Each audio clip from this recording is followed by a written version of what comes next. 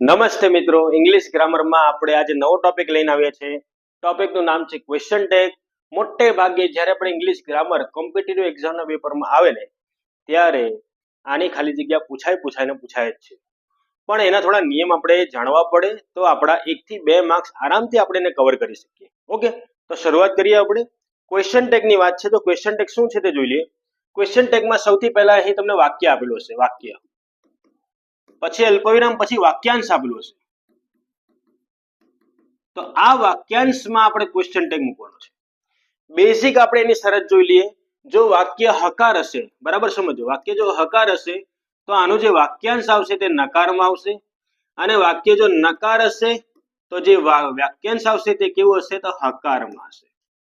Okay, clear છો? ચાલો, પહેલી શરત તો આ છે, હકાર તો નકાર, નકાર તો હકાર. બીજી શરત શું છે? બીજી શરત છે ઓક્સિલરી વર્બ આગળ અને કર્તા પાછળ. આ બરાબર ધ્યાન આપજો. જ્યારે પણ આપણે જવાબ લખીશું, દાખલા તરીકે ઇઝ હી, જો આ રીતે લખાશે. ઓક્સિલરી વર્બને હંમેશા આગળ લેવાનો અને કર્તાને ક્યાં લેવાનો છે? પાછળ જ લેવાનો છે. તો પ્રશ્નાર્થ ચિહ્ન મુકાશે આપણે. એટલે ઘણીવાર પરીક્ષામાં ક્વેશ્ચન પૂછાય એમાં જે ઓપ્શન આપેલા હોય તો બે ઓપ્શન સરખા દેખાય. એકમાં ઇઝ હી લખેલું છે, એકમાં હી ઇઝ લખેલું છે. ત્યારે આપણે કન્ફ્યુઝ થઈ ગયા. એટલે ધ્યાન આપવા જેવી બાબત છે, હંમેશા ઓક્સિલરી વર્બ ક્યાં આવશે? આગળ. એટલે આ બીજી શરત થઈ, બરાબર. ત્રીજી શરત બરાબર ધ્યાન આપજો. ત્રીજી શરત નકાર સ્વરૂપ. જ્યારે પણ ઓક્સિલરી વર્બનું નકાર સ્વરૂપ તમે મૂકો તો એ શોર્ટ ફોર્મ જ મૂકવાનું છે. એટલે કે અહીં ધારો કે નકાર સ્વરૂપ તમે મૂકો તો ઇઝન્ટ હી, આમ જ મુકાશે. બરાબર ધ્યાન આપજો, આમ જ મુકાશે. ઇઝ નોટ હી કોઈ પણ દિવસ મૂકવું નહીં.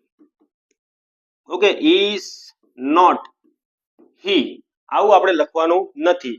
ઇઝ નોટ નું ટૂંકાક્ષરી સ્વરૂપ જ આપણે લખવાનું છે. ટૂંકમાં તમામના ટૂંકા સ્વરૂપ. આર નોટ નું આરન્ટ, હેઝ નોટ નું હેઝન્ટ, હેવ નોટ નું હેવન્ટ. ક્લિયર છો? બરાબર. ફરી એકવાર ફટાફટ રિપીટ કરી ગયા.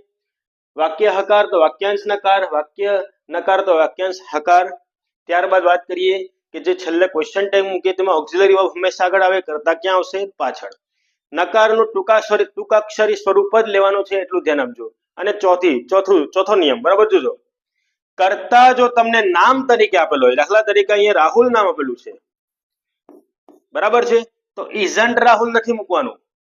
રાહુલનું કર્તરી સ્વરૂપ એટલે કે હી મૂકવાનું છે. આ ધ્યાન આપજો. ઇઝન્ટ રાહુલ પણ લખેલો છે ઓપ્શનમાં, ઇઝન્ટ હી પણ લખેલો છે. તો આપણો જવાબ શું આવશે? ઇઝન્ટ હી. કર્તાના નામ લેવાના નથી, નામ મૂકવાના નથી. ઓકે, તો આ 4 નિયમ થઈ ગયા. ચાલો.